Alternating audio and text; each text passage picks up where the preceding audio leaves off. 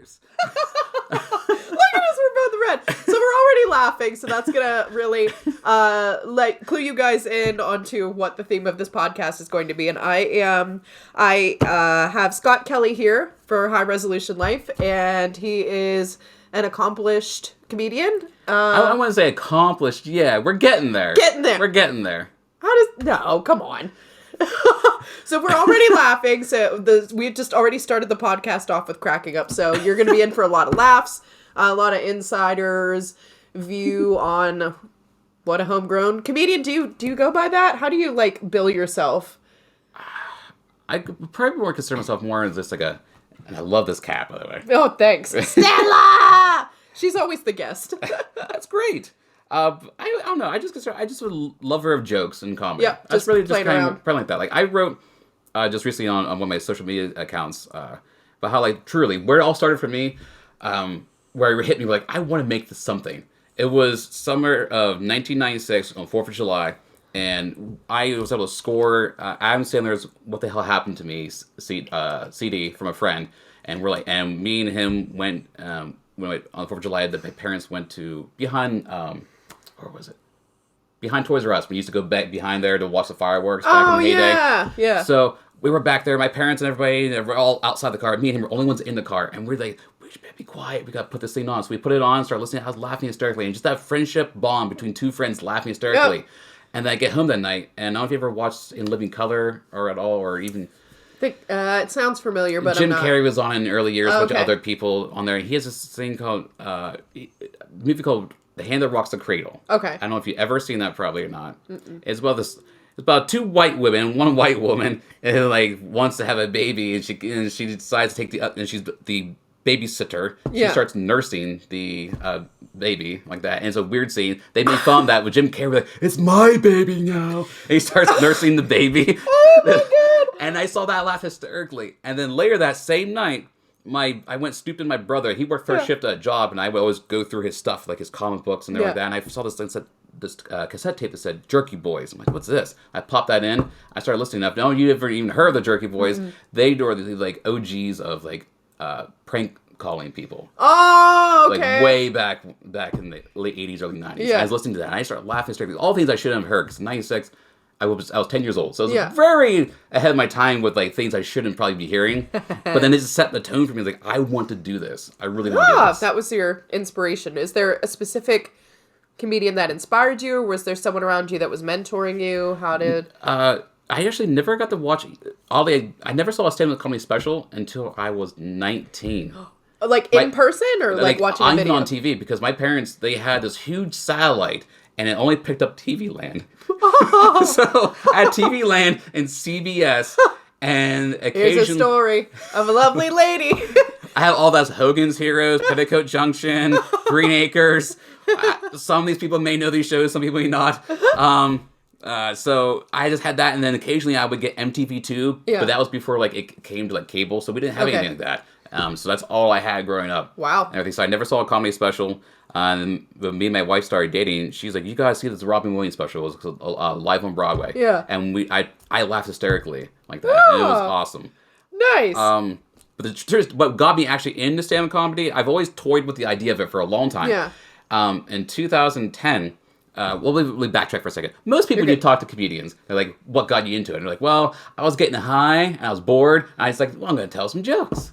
My version was, I was at UPN, no, it wasn't UPC, it's Bon Secours Holy Family Hospital. Okay. In July 2010, on my deathbed, like that, actually. Wait, what? Yeah, I was on my deathbed. That's very unfunny. No, it was very unfunny. That's not the funny part. There's no funny part. It's just the word, my wife said, if you get out of this, what do you want to do? I was like, I want to stop toying around with this. And what the hell was wrong, if you don't mind me asking? What happened was, I had a cut right here. Yeah. And it was TV reset day at Sears, and the person who was working with me, because you guys sales commissions, and when you did the TV resets, which means the new bottles came out, and you had to tear the old ones out and put them back up. And he did not tell anybody that he was highly contagious of MRSA. So I got right here, like that, completely. And it was 2 weeks later, it was swelling like crazy. I thought it was a pimple, just wouldn't go away. So I tried to squeeze it, and nothing was coming out. And the next thing I know, my eyes completely swelled up. And I was sitting in bed waiting for my wife to come. She was hanging out with a friend, and I don't even know. I can't see anything. I'm closed up, so I can't call anybody. So I was waiting for my wife to come. She's hi. I was like, "Hey, you might want to come in here for a second." She's like, "What?" She's like, "I think I need to go to the doctor's." Oh my god! So it was right across the street from us because we're at that time when we were living, we were right across the street from your building center, which from there was bomb secure. So we just went across. I spent a week and a half there. And like this guy, the doctor guy, I don't know what he had some kind of concoction he created. It was not FDA approved, nothing. And then my wife had to sign off because you probably would have otherwise would have died. So holy shit! So whenever he put it on, like a half hour later, I saw like some light shining down this eye, and then the next I saw this light come down this eye, and then I started seeing again, and I got healed up and everything. And when we exited, my wife's like, well, I guess you can stop being a pussy now. We're gonna have to go and start doing stand up for you. Oh my god! So that's where that started, and then I did that. So that was in July 2010. I started the first time ever in May 2011. I worked some months reading books and things like that, and learning how to craft jokes accordingly. And I did my first. It wasn't even an open mic. It was a competition contest in Windburg, PA, at some bar. Oh wow! And it was me and 11 other comics, and I got to number 3 before I got kicked out. My first time ever. Versus Comics have been doing That's it still good, though. Yeah, for the first time ever. Wow. So that's where that began. Is it? So wait, does that? People always say there's some kind of trauma associated with comedy. It kind of seems like. I mean, like trauma as a fire underneath my ass to get me going. Yeah, apparently. Oh my god. So yeah. Wow. That was. And I'm still working on a bit with it because when I was in that hospital, I had 3 people died of MRSA that were my people in the room with me. So I heard their death rattles. So it was like the. I heard all 3 of them. So like you were sitting there just hearing that. Hear that? And I'm thinking, am I next? Am I next? How long did that go on? You had like a week you had to hear that, or? Week and a half, and within a week and a half, I had 3 different roommates like that. And you were blind at the time still? Yeah, and I couldn't even. I'm just hearing these people, and it was the middle of the late night, and like hearing this, and they hear that the flat line, and then people coming in and like calling it and stuff like that. Were they younger people? No, they're older. They're in their late 50s, 60s, and everything from the sound of it. But that's still kind of. It's getting a little closer for us. A little closer. So like, at 38. Anyways, so. I actually told my wife, I was like, what are we going to do for my 40th birthday party this year? And she's like, you're turning 38. I'm like, oh, shit. I'm at that age where it just doesn't matter what age you are. You just exist. Well, and I'm 33. It was so funny. I ran into my cousin, and she's like, you're still single. I'm like, yeah. She's like, well, don't worry. You got time. She's like, you're the same age as Jesus died, but you got time. I was like... Same age as Jesus died. Does that mean I'm going to... my love life is dead and it's gonna resurrect, or I mean, that could be taken a couple different ways, obviously, but I'm just like...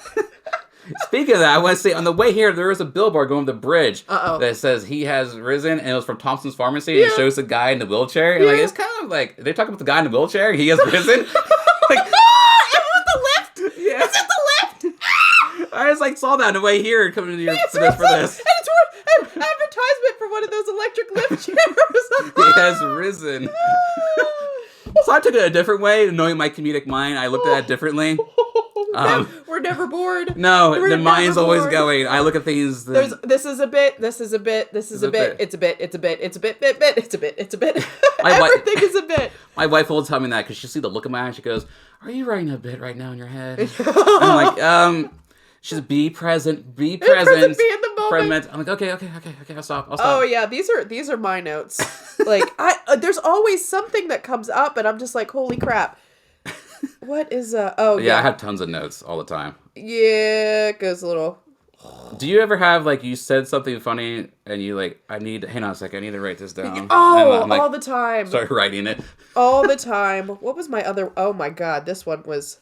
Oh, you do have a lot going on. It's just yeah. It's just all over the place. I have to get it together. Some of them, it's it just doesn't. Do you take screenshots and stick them in things you said with people? Some of them. If I have weird conversations or something comes up that's funny, I'm like, I gotta save that. Yeah, I do that too. I just hit copy and paste. And yep. But yeah. Wow. All right. So you're not the only one that does. I use notes they're my best friend, honestly. Oh yeah, a couple quick one-liners. So let me return the tables and ask you, what got you into wanting to do stand up? Oh, yeah. Well, I never really wanted to do that because it just feels too exposed. I think I get my sense of humor from my dad.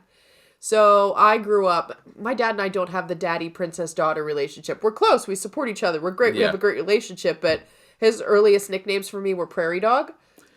I looked at pictures when I was like 3, 4 years old. I'm like, Daddy, what did you think I was born? What did you think? Did you think I was pretty? He's like, I thought you looked like a frog.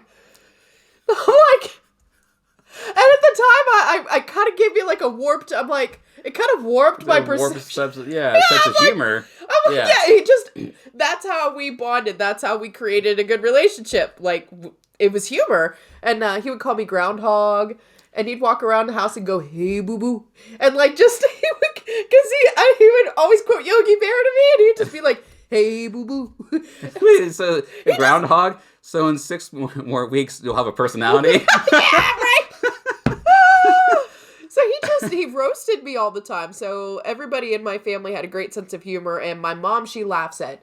She'll even, if she sees this podcast, she will argue with me that, no, I laugh. I have a sense of humor. So between my dad laughing at everything and my mom never laughing at anything. She's like that from The Gladiator. If I think, this is so funny, she'll start to go, she just stares at me. Then when she finally laughs, I'm like, it's fucking funny. I'm like, I got her. I know, I get that. She never laughs at anything. So there's my mom, completely stone-faced. This does not please me. And I start roasting her when I'm like, come on, Mom, laugh. I just don't think it's funny. And I go, oh, Queen Catherine just doesn't think it's funny. And she starts laughing. So I'm like, yes, I got it. I get that. Yep. Yeah, I've gotten my parents laugh a lot through our interactions versus with anything they heard from my stand-up. Yep. The interactions, I definitely got them. Yep. But... yeah, my dad, he showed me like Three Stooges, because he's like... oh, my dad he loved had that, me yep. when he was 45. Wow. Because my brother is... there's still time for me. my brother is 15 years older than me, and my sister is 12 years older than me. Like that. Do you get the oops baby jokes? I consider it more third time's a charm. They got it right. Exactly. They didn't want to give up. They would go. Yeah, it's true. So like my dad, like even growing up, like whenever I would have sporting events, my friends would be like, "Is that your grandparents here with you?" I'm like, "No, that's my parents. That's my parents." Like that. Oh, No. no. That's funny. So yeah, that's where I got the natural humor, and then just, my 20s, I lived life. Some things worked out, some things didn't, and I had a lot of anxiety, very anxious, very type A, very competitive, wanted things to go well. But things started getting out of my control, went out drinking with my friends more, and I started using humor as a coping mechanism. I'm like, this is so fucked up, we gotta laugh about it. Like, I found a way to just joke about things, and I was around people who were crazy characters, just lunatics. But they really helped add to my sense of humor. I kept going from there, and I started working with adult students, working on accent coaching. And I had to try to find a way to break the ice because a lot of people were very self-conscious about their accent, and I had to find a way to connect. And, I knew I had something going on if I was able to make Germans laugh, and I was able to make just a rando from Saudi Arabia laugh. I'm like, there might be something here. So I just like to have fun. And so then eventually The Marvelous Mrs. Maisel came out, and everyone was like, you act a lot like her. You even kind of look like her. You have that humor. Did you ever think of trying to do stand-up? I'm like, I'm funny, but I don't want to be in front of people. Like, that's... I've heard people over the years say, not about me, but like, I've said to other people, like, oh, you're so funny, you should try it. And then they're like, I could never get on stage. Yep. That's that part of getting on that stage and having people just look right at you, is that... I just you box in. That's so much harder. That is harder than music. I was okay with music because the piano is my little comfort blanket. It's my Linus blanket. It's there. It's a literal barrier between me and the audience. Yeah. But when you're on stage and you're doing stand-up, I don't, do you subscribe to the idea that comedy is one of the purest forms of performance because it works or it doesn't? That's it. Yeah, because I guess so, because you could take, I can't, for music, you could take other people's stuff, do a cover of it, people like it. Yep. But it's you sink or you swim like that. That's it. And that's it. And you can't just take other people's material in comedy because people will know it. People know it, and then I've seen people get ousted for it. Honestly, over the years, they've taken stuff from other people they didn't think they would notice. One comedian I won't mention here, but he took some jokes from Anthony Jeselnik and said them, and I guess people were calling him out on it and everything. So I have seen some people doing that, like when I've been at open mics, and I'm like, whoa, whoa, whoa. I'm like, I pulled them aside. I'm like, hey, that's actually pretty well known. You might not want to. And some people were like, oh, well, it's fine. I'm like, I don't know. Maybe I'm a bit of a... I also, as my later years, I do see a different side of it. If it's someone who's just trying to have fun, they have no meaning to make this ever a career path whatsoever. Good. They're just going out there saying street jokes or other people's stuff. They're having a fun time. That's fine. All right. So you can do that with mics. The only problem is now if you're getting paid shows because people think you're so funny, well, that's a problem now because you stole all those jokes, and so that's a difference. So someone who wants to just make people laugh, feel good about themselves, and they're just taking other people's stuff. Yeah, whatever. I don't condone it because I don't like it because I'm a purist with writing your own material. Yeah, but I also can see there are side people who have no ambitions. Oh, well, that's fair. And it's just a night out. And they're just having a fun. It's the same thing as them, like, at a bar telling a street joke to their bar friend. But this time now they have a mic in front of other people. It's an open mic, and that's where it stays. And that's, like... Yeah, that's a good distinction. I want to say all the other comedy purists out there, don't crucify me for that statement. That's just my personal opinion. As long as you're not taking it anywhere, whatever. No, yeah, that's true. But anyway, so I started doing those open mics, and I was playing in front of people, playing piano. And afterwards, I'd be drinking, and there'd be these real characters that come up because, deal with these weirdos. Oh, can I buy you a drink? The first time I was at an open mic, this dude did not read the room.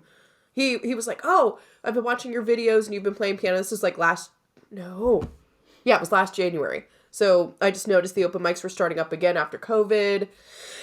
And a couple of my friends were encouraging. Sorry. That was some good timing, wasn't it?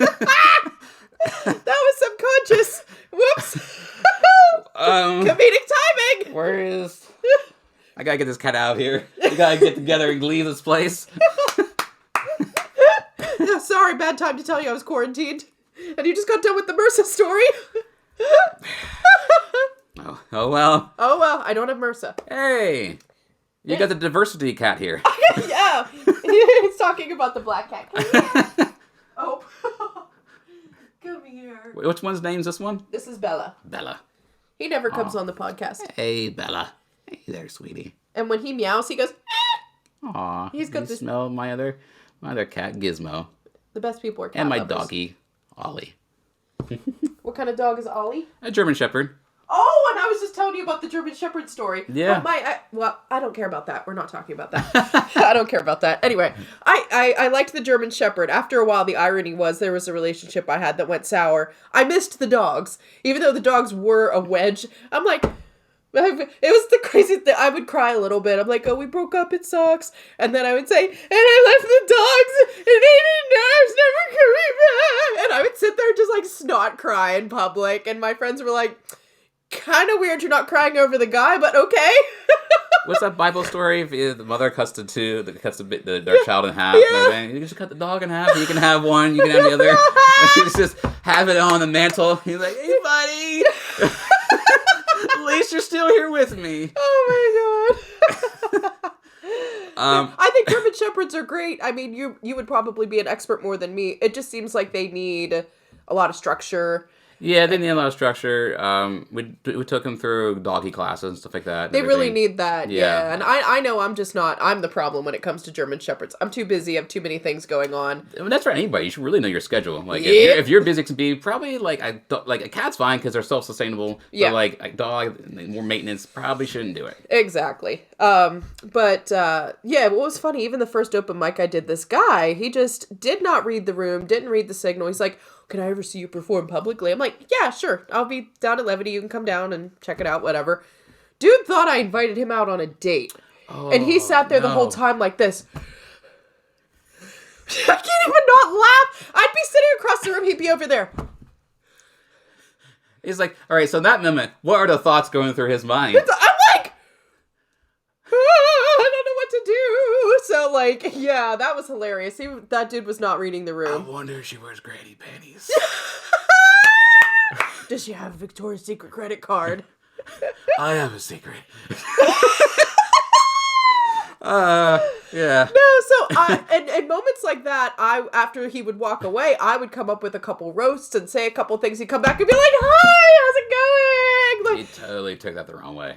Yeah, Oh, wow. he did. He did. He took a deep end. Like, you weren't even friends probably with the guy yet. We were acquaintances that we knew from college, and he tried to reconnect, and I was just like, okay, we haven't talked in forever. He knows this is just like chill friend stuff because I have a lot of guy friends. Yeah. And I'm like, okay, they can pick up what I'm dropping, buddy, homie, home slice, pal, bro. Like, if I'm interested in a guy, I'm not calling him bro. Like, you know what I mean?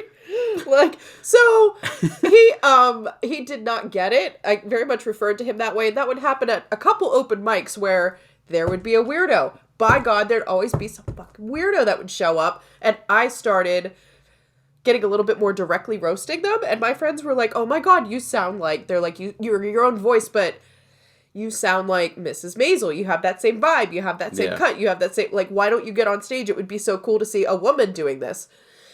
And that's the thing with most of the music in this area too, and especially in comedy, I think worldwide, would you say there are more male? Oh, 100%. 100% is more male. Yeah. Versus women comedians out there. Oh, yeah. I think it's a lot harder. And, like, I don't know. I'm not making this like a boohoo women thing. No. Me and my wife talk about all the time about the disparity between men and women. It doesn't matter black, white, whatever. It doesn't matter what color. It doesn't matter. It's just a fact, just in general. Just women, yeah. Just women disparity between it. Yeah. Like that. And then I feel like a lot of times, like, I've seen a lot of stand-up female specials over the years, and like, it seems like a lot of them, they try to push the ones that are attractive like that out there, and not all of them that are attractive have bad material, but it's just like, what are they saying here? And I've seen female comedians who aren't good looking, but they're hilarious. They floor it like that. Yep. Like that. And I just like, but I don't see them getting the push like the attractive ones are. Well, and I see that as an issue too. Well, there's that, and then also I feel like attractive women have to all make the sex jokes. And I have a challenge of, I don't think because of what I do. Number one, I convincingly don't work well with most of my material focused on being blue. Yeah. I the raunchy stuff. I could do it, but it's just, I feel like it's low-hanging fruit. And I feel like attractive women are boxed in to be expected to do that more because it's less disarming. Nobody wants to see a Lenny Bruce female comedian, but that's a bit more of my style. You ever listen to Maria Bamford? I haven't. Oh my God. I will give a recommendation after this of one of her specials that I really like. She does all kinds of weird, quirky voices and stuff like that. It's one of the most unique things I've ever seen. We and my wife are huge fans of Maria Bamford. Yes. Nice. Well, there was that one I had sent you, the one that was talking in Pittsburgh, and she did that roast. Yeah, I don't forget her name too now. Yeah, she was hilarious. We'll have to, I need to find that. But, like, do you see that same trend where the attractive women are pushed? Do they seem, like, am I imagining that they seem pushed to have to do more of the raunchy stuff, or? I think so. Or is it that their style that they are comfortable with? I think, I don't really, that would probably be better suited a question like, are they forced into that box, or do they just truly just want to be in that box? Like, do they like just doing that kind of stuff? Like, Nikki Glazer, I don't know if you know, like, her stuff. Sounds familiar. Her stuff is, like, I think she genuinely likes talking about that stuff. Good, like, she's genuine about it. And she's very funny, honestly. She really is. I've had a couple things where I did some sets and it wasn't even overtly political, but it was more like societal. I do that Lenny Bruce sort of style. I can't do, you and that's the thing with doing comedy too. You see what style works well for you. What is your thing? It's hard to find your voice. It is so hard to find your voice. I know when I was starting out, like, I had more of a, like, Dimitri Martin, Zach Galifianakis, and Stephen Wright kind of style, like the one-liner thing. And, like, I know people have talked about that. Hey, you sound like this, you sound like that. And, like, I found out through a grapevine, like, that's not a good thing. But it turned out that it actually isn't a bad thing. But I was getting wrong advice from people. And that twisted my idea. So I would try a bunch of crazy things and all this weird stuff. I remember one time I went out, I had a voice recorder. And on the voice recorder was laughter. So anytime a joke wouldn't laugh, I would just play, or people wouldn't laugh at my joke, I would put it up to the microphone, press play, and have a bunch of laughter. I'm like, thanks. I'm like, what the hell was I doing? It's like my Andy Kaufman moment of myself. Like, weirdest thing I was doing. I was trying so many things out there. I do a lot of voices, but I don't do them in my stand-up. And, like, my wife has been asking me, she's like, are you going to do some of your voices for the special and everything? All you guys probably don't know. I'm filming a special for Amazon Prime here later this year in September. I thought it was going to be Friday the 13th, but apparently I can't get that date because apparently a lot of weddings are on Friday the 13th. Oh! I don't know if that's a good omen or a bad omen Huh. for the newlyweds. I have no idea. I think it depends. It depends. So it looks like it's going to be September 20th. We do have a venue as a TBA right now. I'm just going to lock some things down first and ask some questions. Yeah. So I should know at the end of this week. But yeah, I wanted a Friday 13th because I'm a huge Friday 13th fan. I like those they're just movies are cheesy and fun. So I was like, perfect. I'll flip my special on this day of a horror movie series I like to find out like people's weddings are going on. So I was like, all right. So that is so weird. how dare you have your wedding on my big day? That's hilarious. But you do talk about humor. I want to say like dark humor. I love it. I segued into when I started out. I was silly humor like that, and I segued into dark humor. And like it's because of my jobs I was working in. I was dealing with kids who had behavioral issues. Oh, and you mentioned that before. And then I worked in a prison. I remember one time I ran groups with a bunch of people, and like they would try to say stuff to you all the time. Steph Tolev. Steph Tolev. Yeah, oh, okay, that's the name. Okay. Move on. We can talk more about the hecklers, but Steph Tolev, I didn't want to not give a shout out to her too, as well, since we mentioned the other female comedian. But anyway, sorry. No. It's just a case of using dark humor. Like in the prison, I would do group sessions, and they will always try to like say something to get one on me or something like that. And we're talking about what are you gonna do when you leave prison? Like, what are your career goals? Yeah. And the one guy's like, man, he's like, I'm gonna tell you right now, Mr. Kelley, I'm gonna be making so much money that I'm gonna be just banging chicks in the morning, banging chicks at night, banging chicks all the time. And I was just like, well, that's just animal abuse. And I had the whole place erupting of laughing because the kids are out. And I hear the yeah, Kinzer. Oops. That's my real last name. But oh, I'll keep that in there. Do you want me to edit that No, out? don't worry about it. Scott Kelley is my stage name. Anyways. I don't think people caught that. Anyways, we'll find out. Rewind. Look me up. All right, so if I want to say, anyone who graduated with me from 2004 Altoona Area High School yearbook, I want to tell you about that yearbook photo real quick. So how that worked out was I refused to do senior photos. Okay, I refused. I didn't want to do them. My dad's like, all right, well, this is what's going to happen. I'm going to take an unflattering photo of you, and I'm going to submit that, and that's going to be your yearbook photo. A fiery photo? Unflattering. Oh, unflattering. I thought fiery. I'm like, what no. Did you have sparklers? So he found a picture that my ex-girlfriend from a few years ago, I allowed her to make my eyebrows pencil thin. Like that. Oh, no. So when you look up my photo in the Altoona Area High School 2004 yearbook photo, it will be pencil thin like that. And that's a photo that's forever remembered for everybody. Why did she do that? Why did I was just joking around. I was just being funny and let her do that. I don't know. I was like, do you need to blink or were you in an abusive situation? No. Like, who No, so my dad had a photo of that, and that's what got submitted. And he warned me, if we don't get real nice senior photos, I'm going to submit an unflattering photo. And he kept his word. Sorry, MRSA flashbacks. So anyone looks me up of that slip of my real name, you'll find me. So just explain that. I had to tell when I met my wife, that's one of the first things I explained to her. And everything. The picture? Yeah, we met on June 19th, 2005 at Target. She was working there, and we have hit it off. We're talking really well, and I just had to mention to her, like, if you because people graduated from the same year in the same school, but we didn't know each other. And I was like, if you go home and look my name up, I have to tell you something. right here, right now is what is. That was just a moment in time. It was silly. All right, so I have a theory. You can tell a lot about a woman by what's going on with her eyebrows.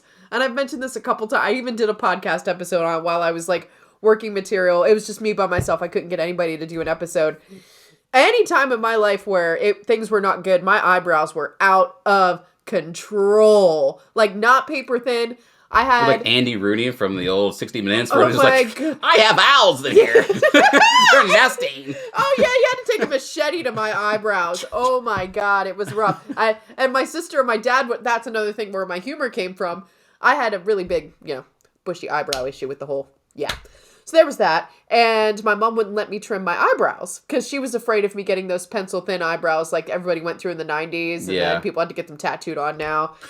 So my mom was afraid that I was going to do that. I was just going to go to town and go crazy. So she just let me have this almost unibrow and encouraged it. And Like, like, well, yeah, the MRSA brought out I never had a unibrow until the MRSA, and I got a unibrow. It was just one. I got lasered off, actually. wow, what? Yeah, I got lasered because like I couldn't stand having this unibrow. Oh no, you as look like Borat. a 20, I think it was 24, 25 at the time. I was like, oh no, this is not good. Oh my god, you look like you look like Borat. And the worst part is like you have to wait 12 weeks to get lasered because if you pluck it, then like you took the root out. So I had to keep shaving it all the time. So it was like a 5 o'clock shadow always going in right here all the time. Oh my god. You're learning everything you ever wanted to know about Scott Kelley on this podcast today. I'm probably horribly transparent, but I mean, both of us over here. Well, so then my sister, my dad would roast me. Like, everyone's like, oh, how do you deal with the crowd? Like, I get the sense of humor in my family. Clearly, you can tell. There was another time. Let me get through the eyebrow story. My sister, my dad, they like traumatized me in a fun way. I'm being flippant. Like, they're like, oh, I'd introduce your eyebrows to each other, but I see they already met. So that's like nothing original, but like that was my loving. Like, that's how we all showed we loved each other. We would just roast each other. And my grandpa, I got my braces off, and I'm not sure if he was insulting me or roasting me or like, everyone says it was humor, but I don't think Grandpa was joking. I came and got my braces off. I'm like, Grandpa is like 14. I'm like, I got my braces off. What do you think? He's like, you wear dentures. I'm like, what? I'm like, he said, those aren't real teeth. Those are dentures. Nobody has teeth like that. They're not perfect like that. I'm like, Grandpa, they're my real teeth. What do you got horse teeth for? I'm like, what? Then there was a time he saw me eating chocolate, and he said, yeah, you're going to put that chocolate down. You're already fat. And I'm like, 15. Grandparents do not hold back. They do. My grandpa did not. He was like, if you keep eating that chocolate, you're going to be riding around one of those motorized scooters in Walmart. I'm going to have to call you Chocolate Buns. So my grandpa called me Chocolate Buns. Upgrade to a BMW, big man with wheelchair. Yeah. So there was, my grandpa, like, that's where a lot of my humor came from. So I did a couple bits. The first one I did was one about the eyebrows. It all comes back to the eyebrows. So if women are going through something and if they got like tattooed eyebrows, my one ex-boyfriend's mom, holy crap, she looked like Jabba the Hutt. And the pièce de résistance. That was her. That was her. She just like, you would think if somebody looks a kind of way, maybe one, they're going through something. Two, people think comedians are like super mean, but I think you've seen the research too. The most successful comedians are actually very emotionally intelligent and actually super nice. Oh my God, my stage presence and my material are totally polar opposite from me as a real person. Like, I am an emotional teddy bear like that. But then I just like get it all out in my jokes. Like, this will make me feel better and look less like a pussy. So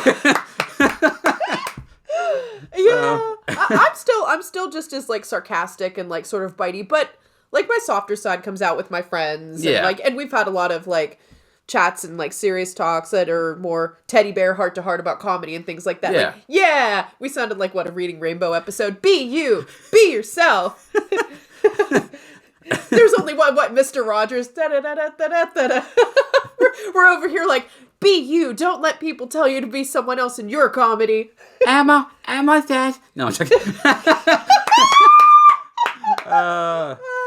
I remember I was in theater class in junior high, and I had Blue's Clues like that. So I would do Blue's Clues voice, which I'm trying to remember how it goes right now. It's like,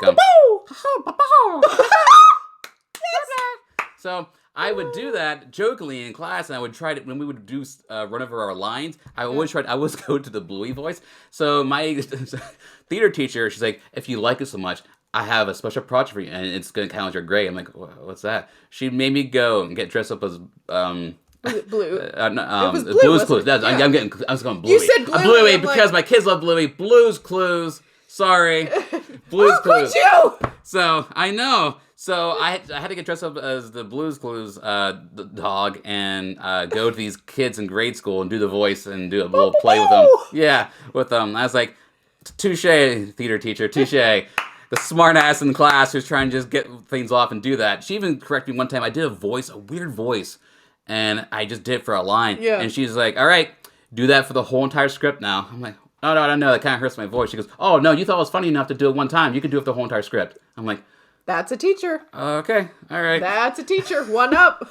Yeah, 1 up, touche. She's 2-0. I did not get anything else above her. Yeah. Well, that's how that got started for me, and then it just really took off from there. I mean, I don't know. It just didn't click for me that I was funny.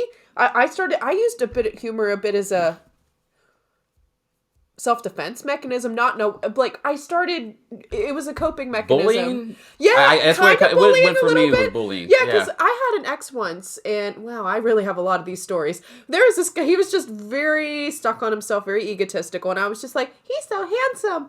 I'm gonna deal with it like a chump. And so, there was that whole thing. Ugh. Anyway, so he got really mad. He would talk down to me. My self-esteem was in the gutter, and I just took it. There's one time I had enough Miller Lights in me that I snapped. And I just kind of looked at him. I'm like, what if I started making fun of him, talking down to me? And he was like, you know what? I really don't like when you do that. You know what? I really don't like when you do that. And I started mocking every single thing he said in this super white Valley Girl voice. And he was just like, that really pisses me off. Stop doing that. That really pisses me off. Stop doing that.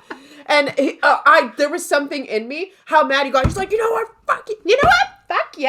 And he like threw his pitcher and ran out the door. And that was like an early version of, this is powerful. Like, that was better than me sitting there crying, like, you're right. And I'm like, I kind of looked around. I was like, is that empowerment?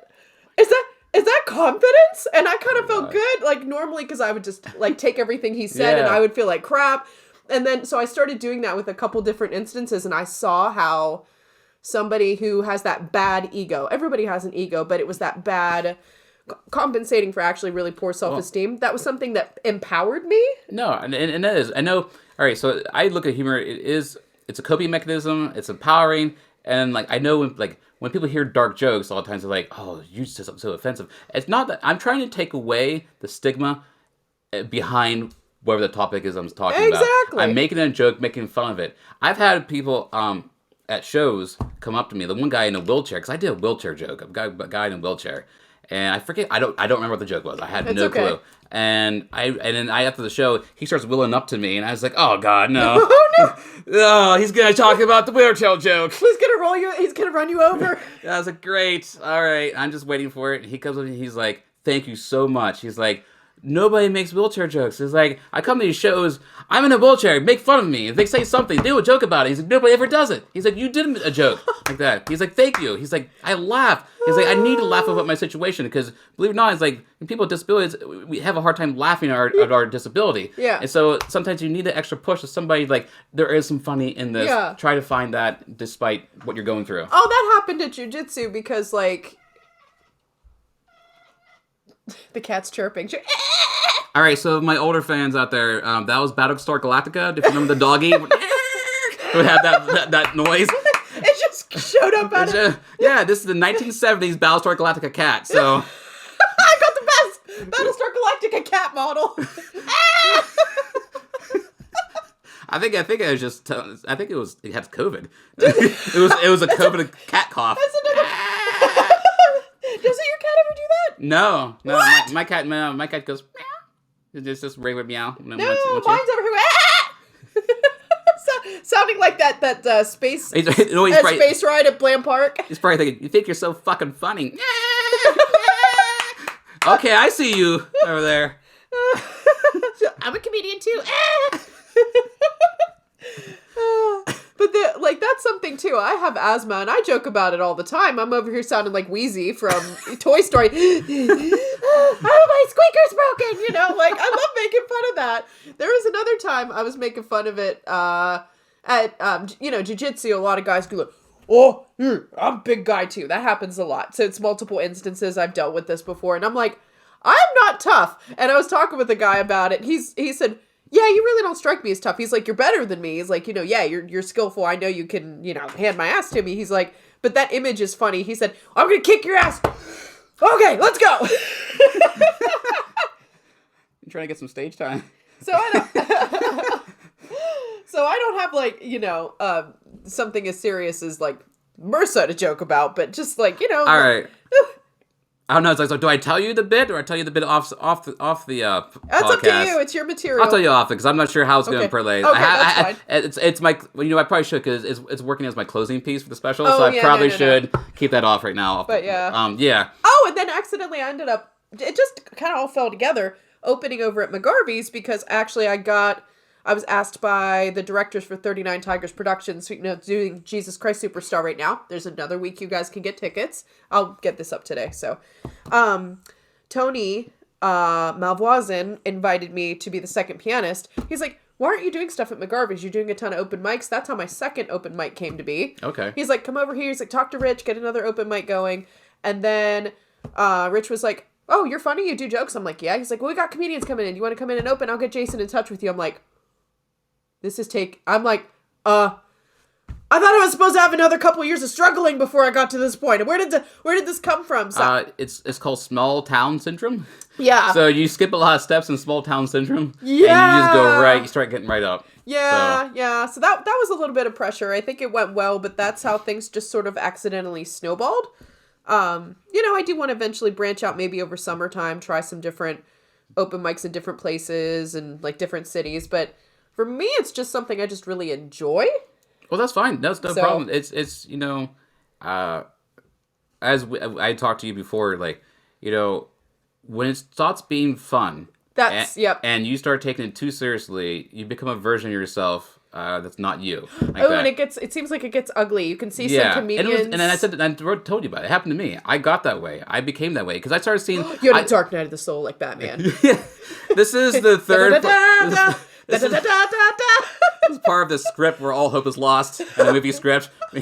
He's down, but no, it's true. Like you're Michael Keaton. You're meeting yourself as a bat.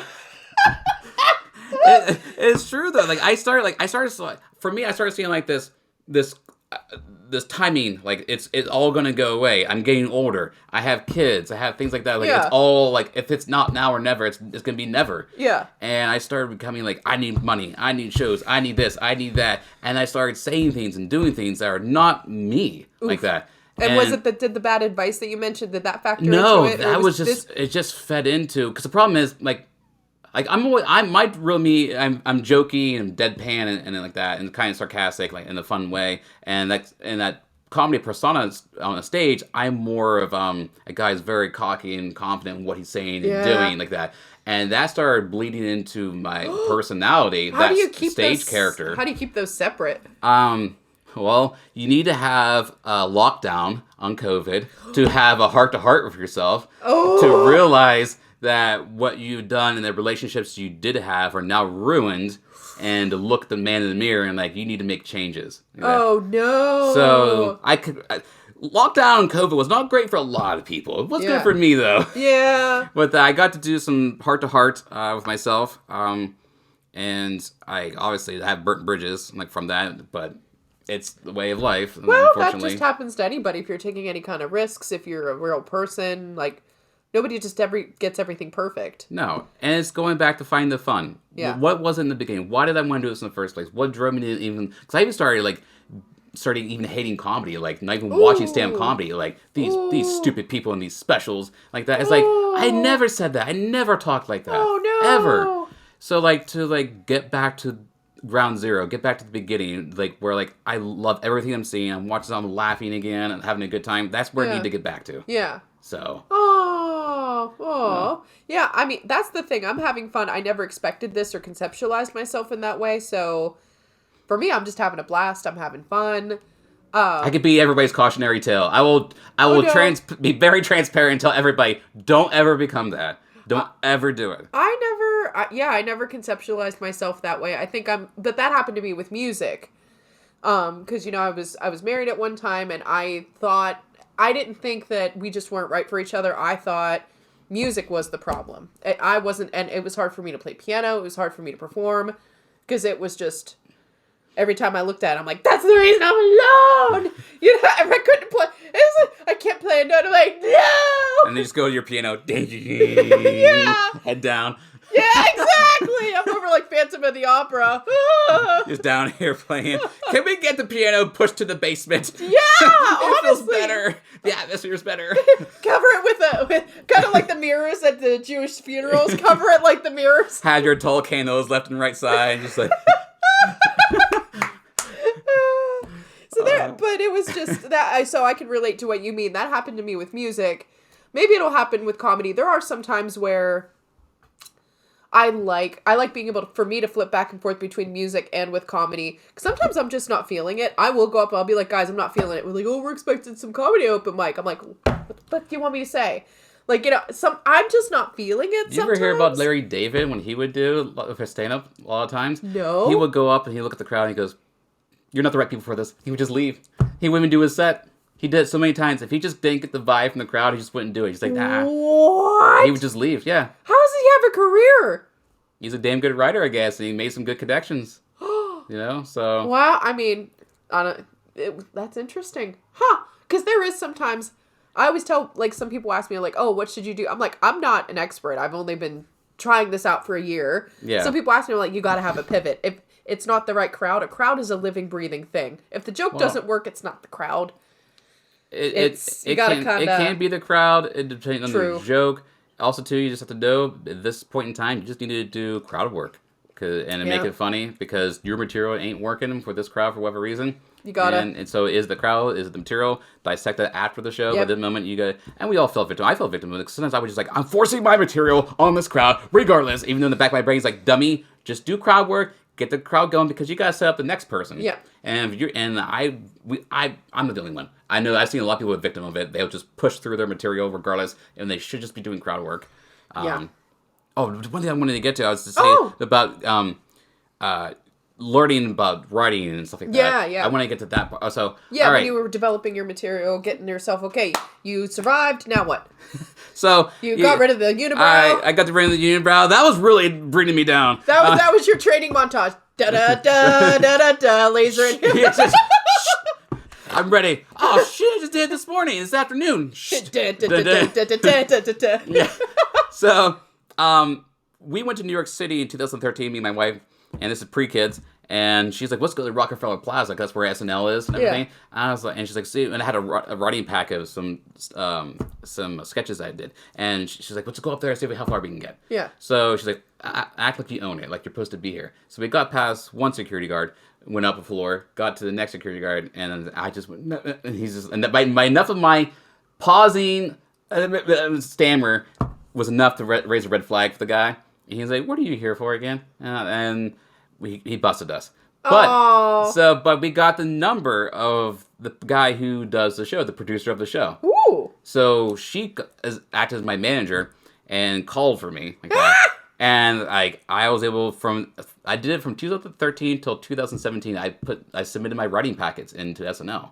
Nice. So the only closest I got was 2014, because that was the closest one, and that's the reason why I have a plaque of that year, because you have to write, because it's like any application for a job, you have to fill up things out, and I have that one framed because that was the one that I got the closest. Yeah, I was closest to an interview that year. Yeah, and it didn't happen. So that's the closest I ever got. So I was proud of that packet from that year. So I had that one hanging. And I actually got to apply it as a cast member too one year as well. I had so I got to do a DVD. I got rivet because looking back, it was so atrocious, so god awful. I was like, only God knows what they were thinking when they popped that DVD in. Like, dear God, why did anyone allow this man to do? It was so bad. At the times I thought it was funny, and then years removed, we're like, this needs to be erased from the internet and everywhere else, completely gone. I'm sure somewhere in the SNL offices. Actually, I have a friend who did a internship there, and he said they actually have a file on me there because they keep track record of everybody. I'm in one of the files. He saw me. They have a file on you. Yeah, so I was like, oh, that's cool, but hire me. But there's an idea. Hey. So at that time frame, I still was doing that, and then 16. I don't know if you ever heard Comedy Wire. Mm-mm. They're a site you can go to where people set up, do the setup, and you write the punchline. So there's all kinds. So there's all kinds of topics, political, not political, whatever have you, science, whatever. What else? Whatever in the news is going on, and you finish and write the punchline. So I was just doing that to keep time going, something fun, exercise to keep doing. And I won like this contest I didn't even know about with this guy named Gabe Abelson. He was the head writer for David Letterman and Jay Leno. Yeah. So I got to have a Zoom session, or not Zoom, it was Skype at the time because there was no Zoom I still yet. use Skype for Yeah, work. I know. So I got to have a session with him, and he wrote me an email, and he's like, okay, so like write 30 monologue jokes and send them to me, and we'll just go over them. So I sent them to him, and man, talk about having humility like that, because he broke me down. Getting humbled. Yeah, big time. He's like, do you know how to write a joke? Like, do you know what is a joke structure to you? Like that. He's just tearing me apart like that. And then after like an hour and a half of this, it just getting ripped. He went joke by joke. Why do you think that's funny? What's funny about it? Tell me what's funny. What was going through your mind? Like, how do you even connect the dots to these? They're not connected and everything. And I was like, oh, okay. And after that hour and a half, he's like, all right, do you want to rework these? Come back in 2 weeks and we'll go from there. What do you want to do? Are you done? I was like, I'll come back in 2 weeks. And he's like, okay. So I rewrote the jokes, came back. Now the 30, I got 20 out of 30 he liked. He's like, okay, I can see in the 20 here, you actually know how to write a joke like that. And it just, I learned, he's my comedy mentor. Okay. I'll send him things. I'll still talk to him here and there. Wow, that's interesting. Even the one that, and I've sent him things over the years, even outside of this whole thing, just jokes and stuff. And one of the times, Jay Leno was there like that, and Jay, because they were producing some show. I don't know if it ever happened. I'm not sure. And he, like, Jay Leno told me I had a great joke. One of the things that Gabe let him see. Ooh, I was like, oh, that could be one of your little taglines. Yeah. Jay Leno thinks I'm funny. Yeah, I don't know, but and then All he is. Jay Leno thinks I'm funny. and he sent David Letterman one of my jokes, and Dave liked it and said he would have used it. It was the joke when I saw. Wait, hang on a second. Oh, I'm gonna butcher it. Never mind. I'm gonna butcher it. I want to say I'm gonna butcher it. I'm gonna butcher it. It's not gonna be great. Okay. But wait. I think I got it, huh? Oh yeah, loneliness kills. Studies have found that loneliness kills 5% of the population. And by the time I was done reading that, I thought, man, I wish I had somebody to tell that to. Yeah! That's what I was just thinking to myself. I'm like, well, I'm going to be dead soon. So I was like, okay, so he said he really liked that. He said he would have used that. I'm like, oh, that's awesome. And then I won another competition there where another guy who was, because when Gabe was done, another guy came in to be a head writer for David Letterman, and he has a book called Late Night Writing. I forget who the guy's name is right now, but like I have his autograph. He signed it. The book came to me autographed. He liked my joke. It was a joke about O.J. Simpson. Like whenever he got out of prison, like that. I forget how the joke went, but it was all in the ballpark of like he's now getting endorsed by Nike golf gloves. Yeah. Oh! But I forget how the joke structurally went. I can kind of get like the feel of where that would be going. Yeah, so he liked it, and I won the book. I was like, this place is awesome. So that I haven't used it in years now, but it was a great place to learn. Like I even learned just learning from Gabe joke structures, like everything, because a lot of times I didn't realize what I was doing. Yeah. Was when you have the punchline, you should either you're done, and max amount of words after a punchline should be no more than 4. Oh, interesting. It should not be. And if you're doing more than 4, you're losing the audience because they're going to keep thinking you're talking and they won't laugh because out of courtesy like that. So they'll just, because as long as you keep talking. Yep. So I learned that. I was like, okay. And he also told, and we even talk about stand-up. He's like, you have 15 seconds to get the audience to like you. Yep. So you better have a good one to open up with. Yep. I always think of like the goofiest thing I could do, like whenever before the first time, because I was able to ramble, sort of be goofy, not really have like a set structure. And opening at McGarvey's forced me to be, and Jason was really great, Jason Imler. Mm-hmm. He pulled me aside. He's like, I'm telling you, he's giving me all this, like, sort of rip me a new asshole like you. Or not you, but like your experience that you had with your mentor. It's okay. I never ripped anyone's assholes. That has not been on my... So Jack the Ripper, Scott the Butler. But, you knew what I meant. Yeah. You knew what I meant. Like your experience. So I was just kind of like, whoa. I'm like, kind of like, I said to him, I'm like, I don't think I'm like, I am new. I don't think I'm ready for this. I don't know if he's like, no. You can do it. You need to be there. You need to open. There's not a lot of comedians around. You need to do this. And I'm like, I don't think I can, but it forced me. He's like, you got to get people laughing every 15 seconds. You're going to lose them if you don't get them in the first 15. I'm like, I can't do this. I can't do this. And then when you get that pressure and you get that framework, you really, it's like, I can do this. It is true. And also, I would add in there, if you have a long setup, say it takes you 20, 30 seconds to get to the punchline, which is very long, you need to have a bunch of tags, extra jokes after your punchline to keep the ball rolling, because the audience sat through all the exposition to get to the ending. Yep. You need to keep it rolling for a few jokes after. Yep. So just to keep it going. That's the other thing I learned too. And I think everybody's style of how they do that, it's a similar framework and formula, but everybody's style within that, I think. Because I do it in a way that I'll do like silly voices. I'll throw in my little opera shit that I can do, some kind of music reference, some kind of facial expression. I do like a couple friends have said that I have a little bit of like facial expressions that are Carol Burnett, sort of, because I have a very expressive face. So I'll do that instead of even saying something. I see that now. Now you say that. Yeah, Carol Burnett thing. Yeah. I'll do really goofy faces, or I'll do a sort of, since I can move my body a lot from jujitsu, I'll use that. Like there was one time, I'm going to leave that off the podcast. I'll tell you. That'll be postscript notes.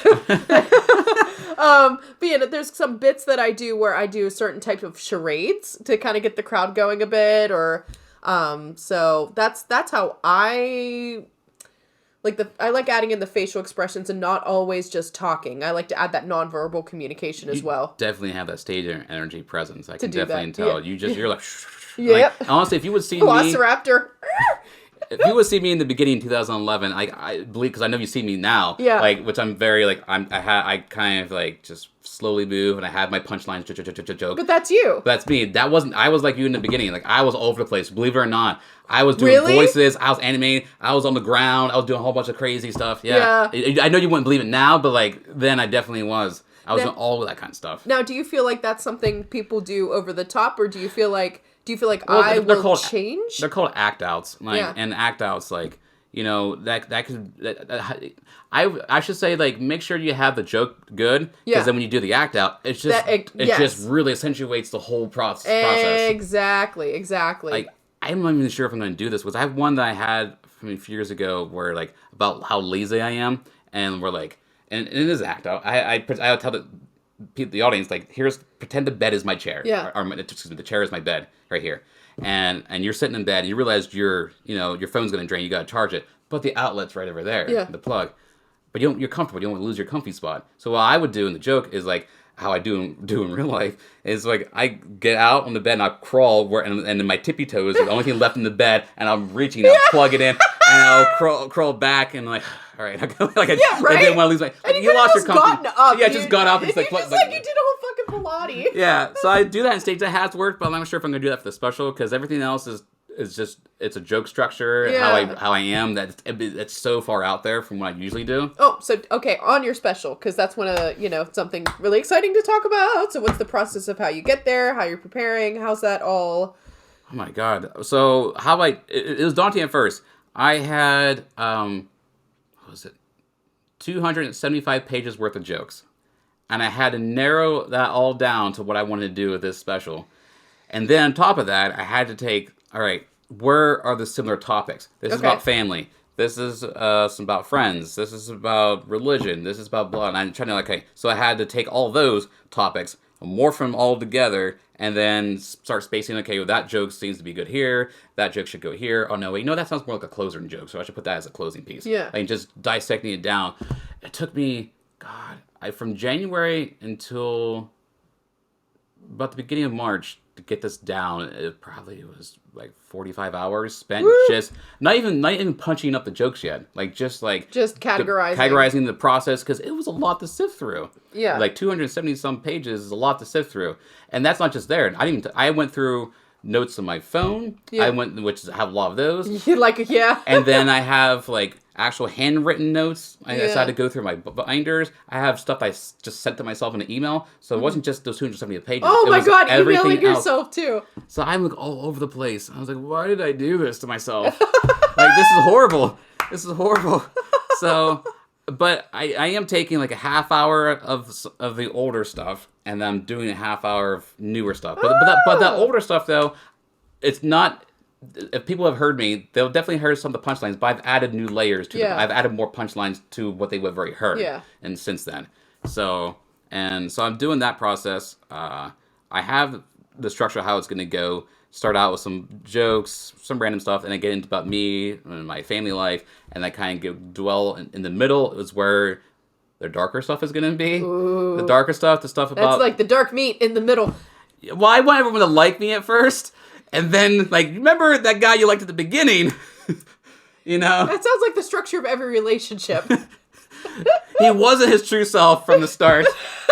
We had to wait till we got halfway through. And I realized whenever you start liking me for the dark things I said, I brought it back to the beginning at the end. Like, oh, he learned his lesson. So, yeah, that's how... Dark night of the soul again. Yeah, we're going doing that. So the darker stuff, I don't want to say darker. It's more like... It is dark, but it's more like just a lot of observations that are not common. And it's actually after you built that trust with the audience. Yeah, you have to build a trust, and I get there. I definitely have done shows in the past where, like, I want to try this new material out. I don't care about the trust. I'm just going guns and blazing. And that has worked 50-50. Sometimes they're on board. Sometimes they're like...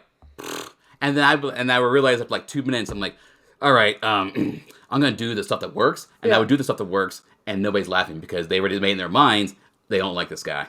Oh, no. So it is really important your first 15 seconds to get them on your board. So... Yeah, I always do a bit of the... I don't go into the sarcasm as much. I do the cutesy, oh my god, I'm going to come up here and make a joke. And people are like, oh, this poor cute stupid girl, she's not going to be able to make any joke. And then they're like, whoa, what happened? So I usually do that. I'm like, hi guys. I'm all like cutesy. It's like, I don't look funny, do I? That's whatever way that I'm doing. I flip it that way. I get people confused and they're like, whoa, humor. Now, do you just write on your phone when you write, or you do pen to paper? Or? Yeah, kind of both. Sometimes if I don't have my phone, well, I don't know. It just do you ever get in a mood where paper feels better?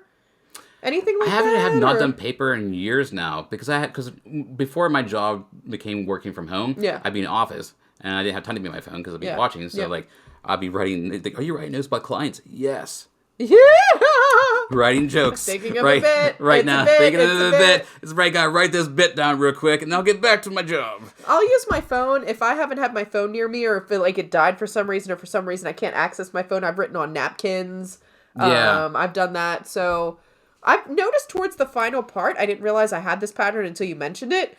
I will write I'll try to reduce it to 5 points because I don't do well with memorizing. Because I'll get up there and I'll have the little bit of the pressure and I'll forget. Yeah. So what I will do is I'll really try to hammer into myself what is the main idea. And I lose the energy with the audience too for me. Other people, it might be different. Me, I got to have that slight little bit of chaos and magic with interaction. Yeah, but I know everybody's different. Some people have it more strictly memorized. Me, I like to have that little bit of, ooh, chaos. I don't have any notes in front of me. Something might go wrong. That works for me, but I know for other people it might not. And I get a chance to even test out my material on my students. Oh, I test it out. My family, friends, are like, are you doing a bit? I'm like, no. No. There's a joke. Did you ever see the movie Funny People with Adam Sandler? I haven't gotten to watch the movie. I don't get to watch a lot of movies. Everybody thinks I'm like in a convent. Well, there's a scene in there with Jonah Hill where he says, I guess, because Adam Sandler's character is coming over with Seth Rogen and everybody, and they're having this Thanksgiving dinner, and like he gets cornered, like, did you write jokes for Thanksgiving? He goes, no. And like that's my wife would jokes with me about this. Like just anytime an event comes up, she goes, did you write jokes for the event? I'm like, no, I didn't write jokes for the event. I didn't write anything about this. No, not at all. That's okay.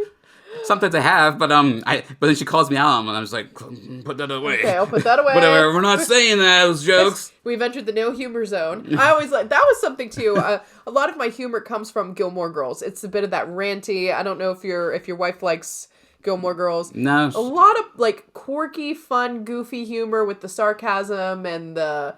I didn't realize that was an influence on my humor as well. Amy Sherman Palladino, who, incidentally, also wrote The Marvelous Mrs. Maisel. Oh. So there was something about also with that humor, because obviously, I don't know, in your experience, do you feel like women approach their sets differently than men do? Is it not just the subject matter, but how do you feel? Do you see any differences in that way? Or No, honestly, I've seen various. I've seen the ones obviously who do just the sex humor. I've seen people who branch out and talk about all kinds of stuff like that, and they're just like a regular old comic like that. I've seen people do that and merge it with sex jokes too. Like, it just I've seen various types of styles out there. Yeah. Right. I definitely think and this is just from my lens, I see more female comics dig deeper into like their past and things going on and make jokes about it to help themselves. Yeah. I'm not saying that I haven't seen male comics do it. I definitely have, but Tim Dillon does that all the time. So and there's nothing wrong with that. The only thing this is just my personal issue. Like I'm not a fan of the listen to all my trauma and then you go on for like 2 minutes of all your trauma and then there's like one punchline. I tune out. It's kind of boring. It's like, I'm sorry that happened to you, and that's truly, don't care. yeah, please just go seek professional therapy help, and let's get back to the jokes. Yeah, there's that.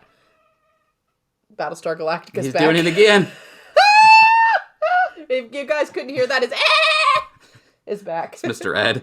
Mr. There's my TV Land watching and coming out again. Yeah, your major influence. And so, with your Netflix special, you're getting Amazon Prime. Amazon Prime. It's not Netflix. It's okay. It's Amazon right. Prime. Amazon Prime. Amazon Prime. I had 4 hours of sleep, so it's fine. It's all good. Well, sorry about that. Amazon Prime. And it's gonna be called Out of Left Field. Out of Left Field. Yeah. Do you even play baseball? No, actually, I don't like baseball. But I thought the terminology is perfect just because like nobody knows who I am. So if it is a success and something does happen, like there are people think like, where did he come from? Even the title is out of left field. Out of left field, completely. I'm teasing. No. I agree because I was that, and then it was called, the other version I had was called Word of Mouth. I think the out of left field is better because it's out of left field. Because I'm like, oh well, he must like baseball. I'm like, well, that's out of left field that his title is called Out of Left Field. No, I have a parent's first timer too because my youngest son is like into t-ball and wants to do it. I'm like, damn it!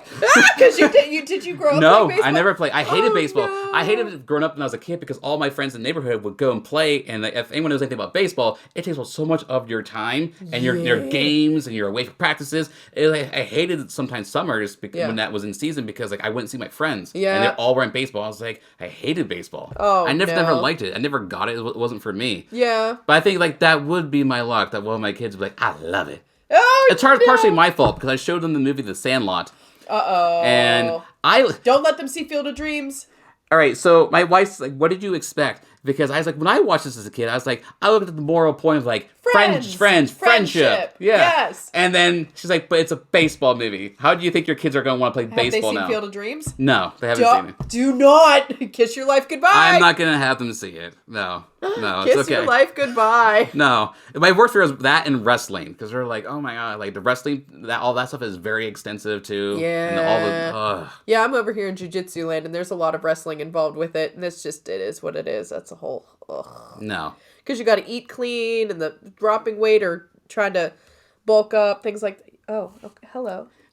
If we hold our hands together, just our paws. Just pawed up. So I guess that's a lot of details, and it's also getting a team together, and how was your process for that? Choosing a venue, all that different stuff. How it happened was a guy that I wrote a script called Timothy, Second Son of God, and it's a story about God having a second son, and he just like nobody knows about him because Jesus is way better and way more appropriate. Oh my God, that's hilarious! More appropriate. I love that idea. Did he? That's great. So I wrote this script about this guy. I based it off of Danny McBride, like on Eastbound Down and other his characters he's played. And I wrote it and everything. And I got asked to do a comedy class at Arts Altoona, and I did that. And there was a guest speaker there, a guy named Tony Bambucci. And I met him, talked to him afterwards, and we just kind of like talking shop, like, what do you got going on, what you doing? And I told him about this thing I just wrote. Mm-hmm. And he took a look at it, and he's like, this is freaking hilarious. Like, I can see that sounds really fun. Even just the concept. I'm like, I would watch this. So he's like, but there's a lot of plot holes like that. He's like, we can tighten the plot holes up and everything. So we worked on it for almost 2 years back and forth and everything. And we had studio notes on what they wanted. Like, they loved the idea and everything. That sounds amazing. So we have that. I don't know where that will go. Hopefully somewhere. But it's hilarious because now, like, the lost son is needed and everything like that for what's going on in the world, and basically he just has his middle finger in the air like that. He's like, oh, now you want me like that. That sounds amazing. So, I would watch that. So we had a table read with some friends, other people, and it was laughter the whole way through. So like, okay, we know we're on the right track with this. So that was awesome. Is that still like a thing that's somewhere out in the universe, or? Yeah, the problem is because we're unknown. Yeah. And it's hard to break in. I mean, really. So now you're up against AI. Yeah, that's a whole different podcast. Anyways. Okay, keep going. So he's one I brought up to me. He's like, Tony's like, I have a contact with somebody at Amazon, and we could probably get you a special on there if you want to do it. And I actually turned it down a year ago. I turned it down. Why? I was just like, it's just one of those things that's like, it's a lot of work. No, it's not even that. It's just more like I see my peers and they're out there grinding, going crazy all the time like that. And like here I am in Altoona, Pennsylvania, and I've talked to one of my peers in December last year, and he is traveling. That's what he does, but nobody knows who he is either. Like that, and he's like, "Why would you turn that down? Like, we're not getting the offers, but you did. Why would you turn that down?" So I messaged Tony. He's like, "Is this still on the table?" And he's like, got me back to me right before What Christmas. do you have, survivor's guilt? I don't. All right, so you want to go into my psyche? My psyche is like, I'm not worthy. I'm not good enough, like that, and I need to just like blow that out of myself. So not kill myself. I'll make that very clear. Not do that. I mean to like blow that mentality out of myself. Yeah, exactly. Just get that out. Get it out. So he said, you never know these days. You never know. You gotta cover your bases. Yeah. So not what he meant. So he's like, we're good to go. Are you gonna do it? I'm like, okay, all right, fine. So that's where we started talking, setting dates and everything. So like looking like to September. Like I said, Friday the 13th is out. I know I posted that online. Unfortunately, that is wrong now because so many weddings are happening that day around town. So venues are booked up. That is so weird. So I got September 20th to September 27th. So I'm choosing September 20th. All right. And the end of this week coming up, I have pretty much locked in the venue now. And then will you have audience and you'll get all the other details together? Yeah, I'm gonna start filming all the promotional stuff in June. All the stuff. Everything from videos to headshots, everything else like that. Kind of why I've been holding off with my haircut too. as long as it's been getting. I was like, I've never seen it this long. You've never had it this long. I was like, well, get used to it for a little bit because once we're doing promos, it's getting cut. Yep. So and then July, August, and September, you will get tired of me because I will be promoting like crazy to sell this out. Yeah. Well, this podcast is part of it as well. Giving you a platform, getting that out there, things like conversations. Let's get to know Amazon Prime special guy, not Netflix special guy. Yes. And we're looking at, for the actual release date when it comes out, probably February or March of next year. And people are like, why so long? I'll explain that. First of all, you film in September, so that's out. October, it's a Halloween season. People are busy. November, this is a big election year. I am not putting myself out to get buried in that. Here we go again. December, Christmas, and all that. New Year's, and then whatever happens with the election again. Oh my God. so by February, March of next year, we should be in the clear. Because since I'm unknown, I gotta make sure I'm not buried with everything else going on and everything. That's good thinking. Yeah, I keep like horse blinders with the election thing. I'm like, la la la. It's not happening. Yep, I'm like, la la la, it's not happening. This isn't happening. I will say, when it comes to my shows, I don't divide whatever side you're on. Nope, that's not my style. I don't like to get into it. I'll make fun of both. I do. I have that's what I do. One piece in my guitar section that I make fun of both. Yep. And I do that because I want anyone, because I feel like actually a lot of people, even in late night or whatever, they pick a side. Yep. And then that diverges your audience. Like, I'm going old school when I say Johnny Carson, but Johnny Carson, you never knew where side he landed on. Nope. He made fun of every political party evenly. And it should be like that. It should be bipartisan. Yeah, in comedy, I get so tired of that. And then people are also, like, it was really disappointing when I'm getting on Instagram and I'm looking for jokes and the whole, like, Israel-Palestine conflict. People are using the jokes to, like, roast, make fun of Israelis, make fun of Palestinians. And I'm just like, can you just not, like, I'm on here looking for humor just to try and have a good time, and now I fucking hate you. Well, you know what the problem is?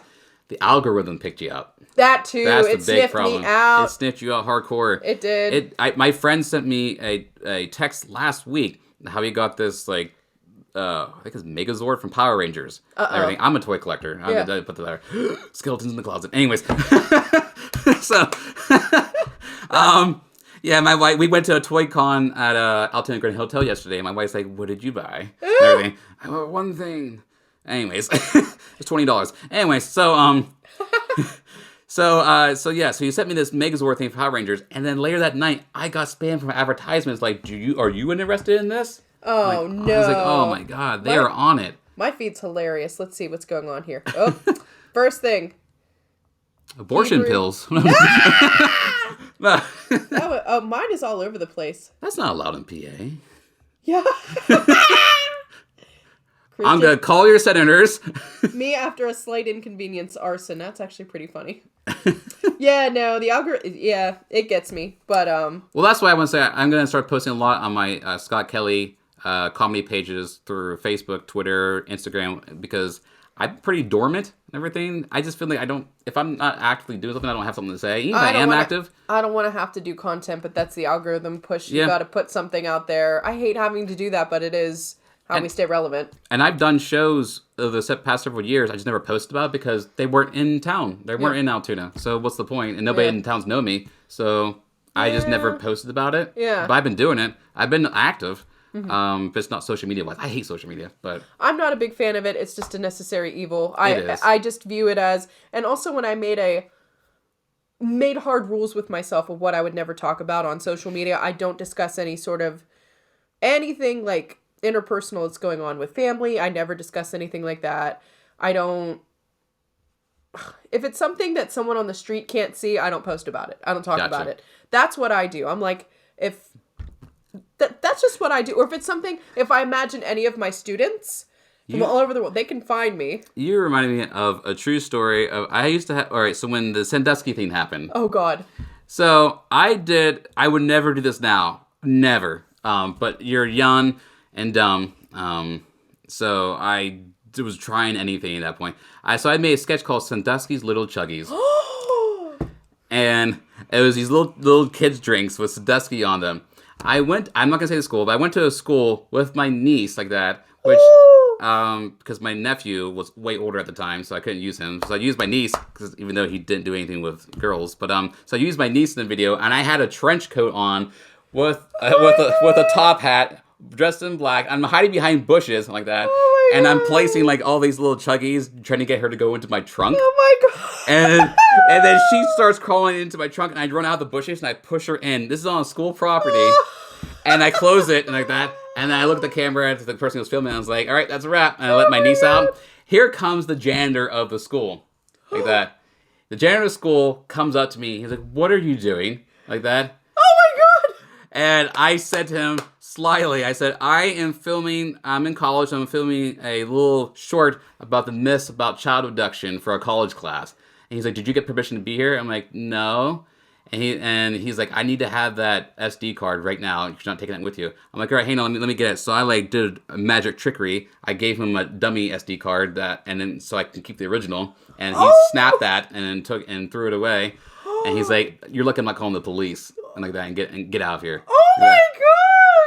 The other funny part too, there was a little mini school playground right there on that school, and there were kids playing on it, and like they were timid at first, but the more we kept filming, they started getting closer and closer to the guy in the bushes, which was me.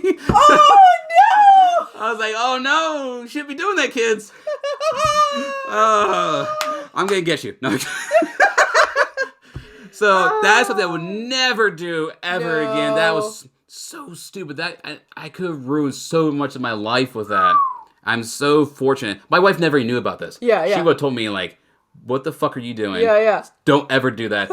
I told her on the way home, because as a friend of ours. Benefits to having wives and girlfriends. When they nag you, it's not always bad. No, it's not. She would give me words of wisdom to never have done that. We're just thankful nothing happened. So Sandusky's Little Chuggies have been erased from the internet. It's erased in general. It's all gone. Like that. I never want to be remembered. It's a funny story, but that's all. It is a funny story, It's all stay as. There's no gosh. evidence. Yeah, so I definitely crossed lines in the beginning. That was, jeez, that was 2012 when that whole thing happened? Yeah. Yeah, so I wasn't even a year fully into comedy yet, and I was like trying to be this dangerous, edgy, Oh my like God. guy trying to do Yeah. anything. I was like, this will be, but how should you say it? Illusion like thinking in the sense of like, this will be my breakout hit. I will get millions of Yeah. views from this. But it's like that desperation pushes people to do really goofy. I see it in music too. People will do Yeah. goofy stuff that's really not them. Like I've seen friends singing songs that do not fit their voice at all. They're like, "We gotta sing country stuff around here." I'm like, Hey y'all! no, you do not need to be singing Wagon Wheel. Like this does not fit your voice. Can you imagine me singing "I got friends in low place"? With that, I think you'd pull me aside and you'd be like, Annette, I see the signs. You're heading in towards a dark night of the soul. You made me think of a joke now, but I don't know if it even works. This is how, see, I did a bit in my own head as we were talking. Just now! I You had that look! I thought of the wheels on the bus go around the rump, but not for this school because it was defunded. Oh, that was a lifetime moment. All right. Yeah, I just, when you phrase something, that clicked. I'm sorry. Oh no. Present. Be present. Be present. All right. Well, I think this is a good place, a natural, unless there's more you wanted to share about your No, special. because I think we said we'll come on again when I Yeah. start actually doing the promotional stuff. Hell really yeah. for the special. Would be happy to. Yeah, would be happy to have you back and you can, deal with Battlestar Galactica cats again. You know what? If I don't hear it next time, I'll be disappointed. I'll have not 4 hours of sleep. If I look a little tired, it's... You know what? In my parents' act, they have that dog from Battlestar Galactica. You pull it and it does that voice. I'm going to get a video recording of it, so next time I come here, I'll play that for you. She's so excited she got the zoomies. Well, thank you again, Scott. And Thank you for having me in there. Yeah, it was a blast, and sorry for you guys, you won't get to hear the post-video script. Sorry about your luck. Sorry. Can't help it, but oh well. Maybe you might get to hear that candid conversation if you come to our shows. Exactly. You never know. That's where it can happen. We're just being a tease. Thanks again. Thank you, guys. Have a good night. Bye.